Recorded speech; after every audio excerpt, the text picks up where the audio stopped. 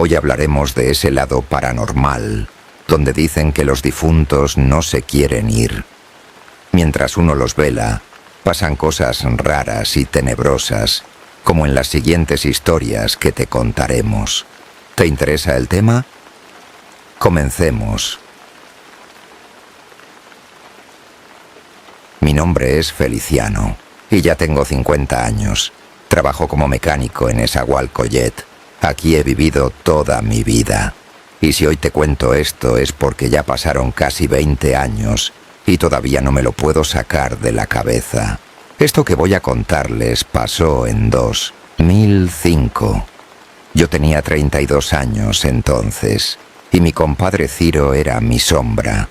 No había día que no me lo encontrara en la esquina, en la tienda o en el taller. No importaba si era lunes o sábado. Él llegaba con una caguama y decía, nada más una. Y ya sabías desde ahí que se te iba a ir la noche entre risas, cigarros y pláticas de la vida. Ciro era de los compadres que se vuelven hermanos. Era broncudo, sí, pero de buen corazón. Siempre se reía con la boca bien abierta y eso me daba mucha risa, más porque terminaba con esa tos de fumador que ya era parte de él. Me acompañó en momentos muy importantes, como cuando nació mi hija, y yo estuve con él cuando enterró a su papá. Éramos inseparables. Una noche de diciembre estábamos en su casa, en el patio de su mamá. Allí hacíamos casi todas las pedas, y me dijo algo que se me quedó bien clavado. Compa, si yo me muero antes que tú, no me vayan a llorar, ¿eh? Háganme un velorio con música, con chupe, como me gusta, y me pones mi foto ahí, cuando salgo bien guapo. Yo me reí, le di un sape y le dije que no dijera esas cosas, pero era como si lo estuviera presintiendo. En marzo del año siguiente, Ciro amaneció muerto en su cama. Llegó borracho y ya no despertó. Tenía 35 años. Yo no lo podía creer. Había estado conmigo 2 noches antes, tomando, riéndonos como siempre, y de repente ya no estaba. Lo velaron en el mismo patio donde nos echábamos las chelas. Fui desde temprano con el corazón hecho pedazos. Vi a su mamá, a su hermana, todos destruidos. Había mucha gente, y aunque sonaba música como él quería, algo se sentía raro. No era una tristeza normal, era una incomodidad en el aire. Y esa noche del velorio empezó lo que nunca voy a olvidar. Primero, los relojes. Había uno en la cocina y otro en la sala, y de pronto los dos se detuvieron exactamente a las 3:17 de la mañana. Pensamos que era casualidad, pero luego nos dimos cuenta de que nuestros relojes de mano marcaban esa misma hora. Se habían parado todos. La fotografía de Ciro, la que habíamos puesto en un marco junto al ataúd, se cayó sola 3 veces. Nadie la tocaba. No corría aire fuerte. Yo la levantaba y al ratito volvía a caerse. Nos parecía muy extraño. Hasta su hermana decidió pegarla con cinta, pero aún así la fotografía volvió a caer. Los perros del vecindario, que siempre andaban por ahí, empezaron a ponerse como locos. Todos al mismo tiempo. No ladraban, aullaban muy feo. Era como si se estuvieran despidiéndose de mi compadre. Uno se acercó al féretro y se quedó mirando fijamente, con la cola entre las patas, temblando como si tuviera miedo. Tuvimos que sacarlo porque comenzó a comportarse extraño. Pero lo peor vino después. Varios de nosotros, sus amigos, incluso sus familiares, vimos algo que juramos que no fue imaginación. El rostro de Ciro, dentro del ataúd, cambiaba de expresión. Sé cómo suena esto, pero no fui el único que lo vio.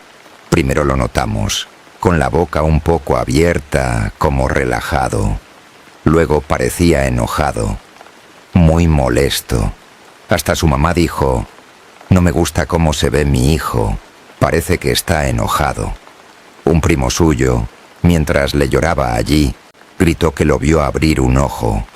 Nadie más lo vio. Pero después de todo lo que estaba pasando, nadie se atrevió a llamarlo loco.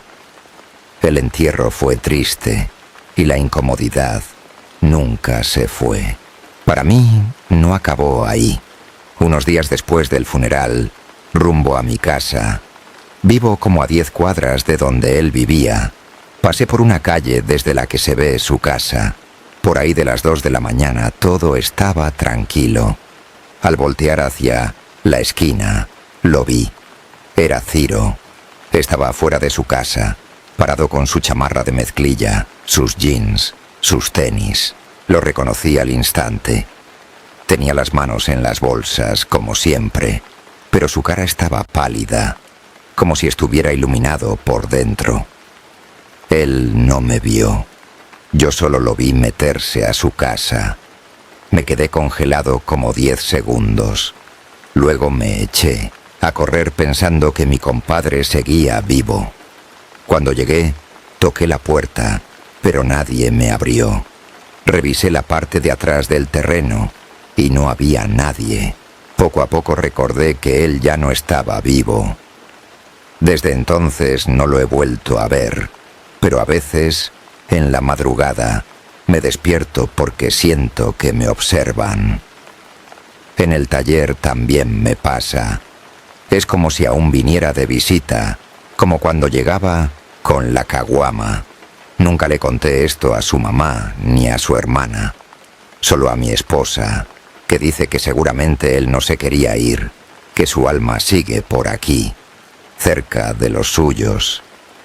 Y tal vez sí, porque a veces cuando estoy solo en el taller, pongo su canción favorita y cierro los ojos y juro que lo escucho reírse. Sé que está muerto, pero lo sigo esperando, como si fuera cualquier día, a tocar la puerta y decirme: ya cayó la del viernes, compa. Y aunque todo esto me da miedo, la verdad es que lo extraño. Antes de continuar, cuéntanos qué te pareció esta historia. Deja tu like y un comentario, y compártela con alguien que se atreva a escucharla. Y si aún no estás suscrito, suscríbete.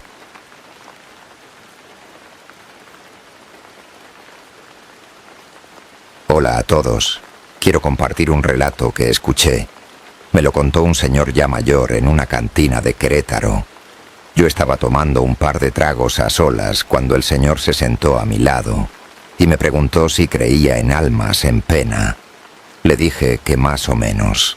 Entonces, sin más, me soltó esta historia. Dijo que esto pasó cuando él tenía 20 y tantos. En su pueblo vivía un hombre llamado Amadeo.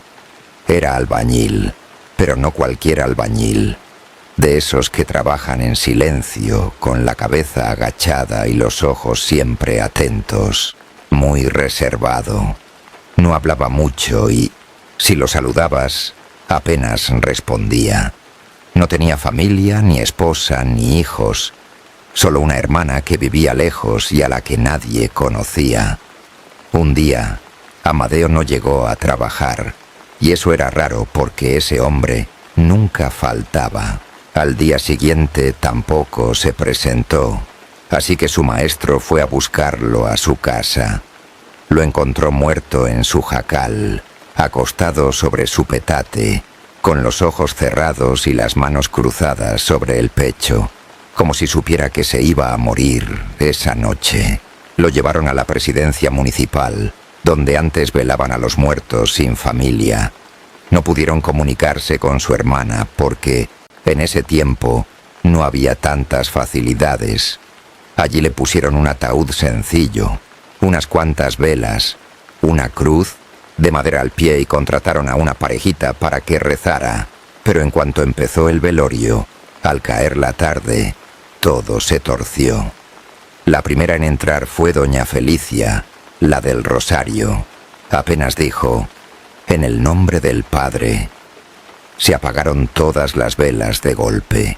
Pensaron que era el viento. Cerraron las ventanas, encendieron de nuevo las velas y, cuando ella retomó el rezo, otra vez algo las apagó. El esposo de doña Felicia se acercó con unos cerillos para prenderlas, pero no agarraban. Doña Felicia también lo intentó, y en cuanto acercó el cerillo a la mecha, el fuego creció de golpe y le chamuscó un mechón de cabello. La señora, pálida, gritó que ese difunto no quería que lo velaran. Ahí no terminó todo. A medianoche, cuando ya quedaba poca gente, el féretro comenzó a crujir, como si la madera se quebrara. Algunos dijeron que era normal, que la madera se acomoda, pero enseguida se oyó un golpe seco desde adentro, uno solo, fuerte, como un puñetazo. Todos se quedaron helados. Entonces, las rosas que reposaban sobre el ataúd cayeron, pero no como si se resbalaran. Salieron volando y se estrellaron contra la pared, como aventadas con rabia. Uno de los hombres quiso abrir el ataúd, pensando que quizá el cuerpo se había movido por algún espasmo. Abrieron. Todo estaba en su lugar, salvo una cosa. Amadeo tenía tierra en los ojos, tierra fresca, como si se la hubieran puesto a propósito. Nadie se había acercado al difunto. En ese momento todos salieron corriendo. Dijeron que ya no lo iban a velar y lo dejaron solo, con las velas apagadas y el ataúd entreabierto. Al día siguiente, cuando fueron a recoger el cuerpo para enterrarlo, pasó otra cosa. Al cargarlo, el ataúd pesaba demasiado. El peso era exagerado. Amadeo era un hombre delgado, y aún así, 4 hombres fortachones no pudieron levantarlo. Era como si estuviera pegado al piso. El párroco, que había llegado a la delegación, se acercó al difunto y le habló en voz baja. Le dijo que debía irse en paz, que todo iba a estar bien, que ya no se preocupara, que descansara. Comenzó a rezar algunas oraciones. Unos minutos después lo intentaron de nuevo, y los mismos hombres que no habían podido moverlo lo cargaron como si fuera una pluma. Lo llevaron a enterrar al panteón de la localidad. El viejo que me contó esto me miró con una sonrisa chueca y me dijo que él fue uno de los que cargó el cuerpo. Ya no quiso contarme más. Y yo solo puedo decir que ha sido una de las pláticas más extrañas y tenebrosas que he tenido en una cantina.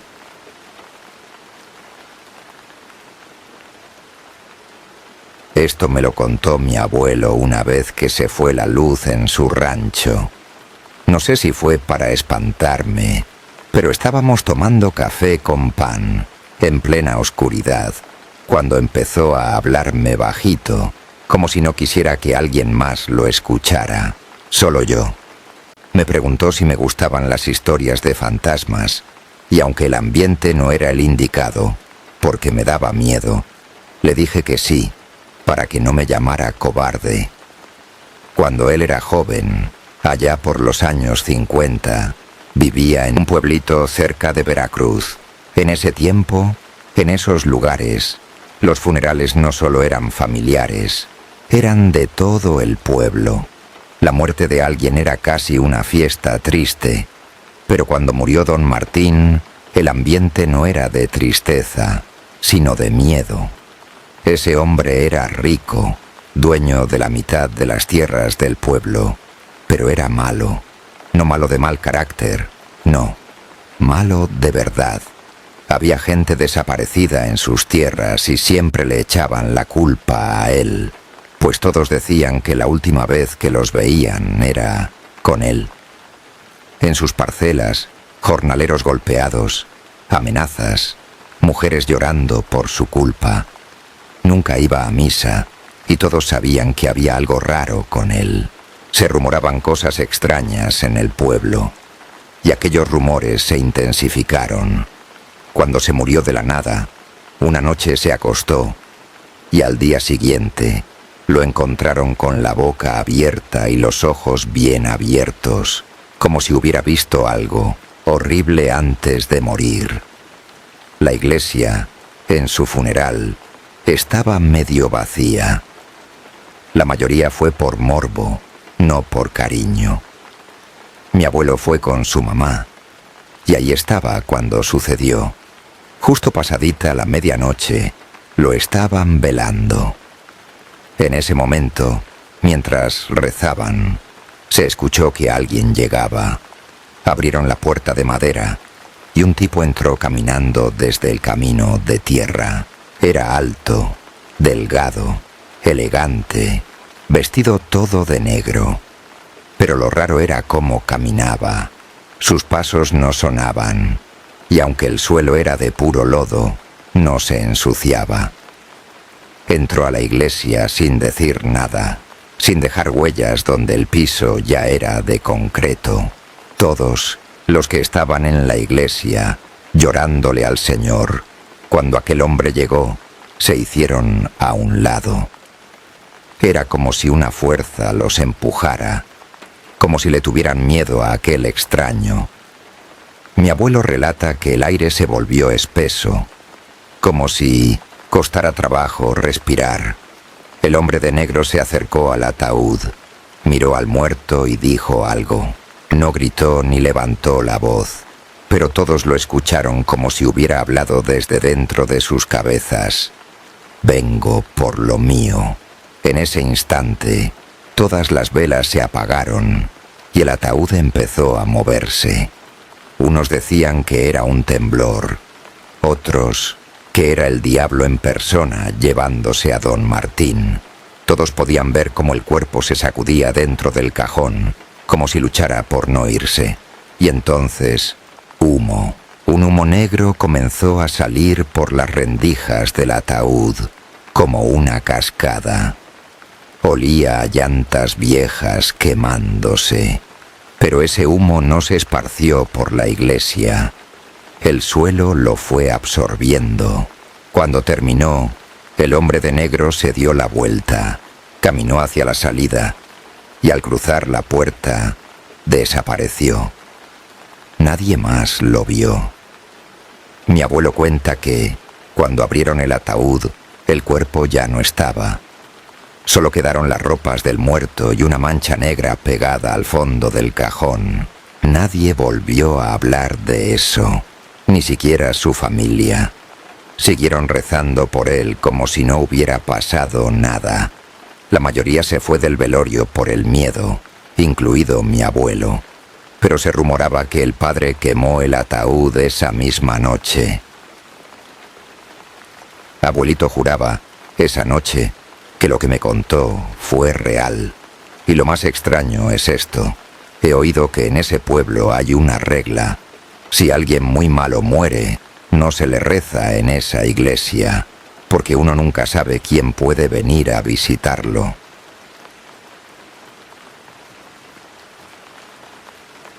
Esto que les voy a contar pasó hace muchos años, en el centro de Hidalgo.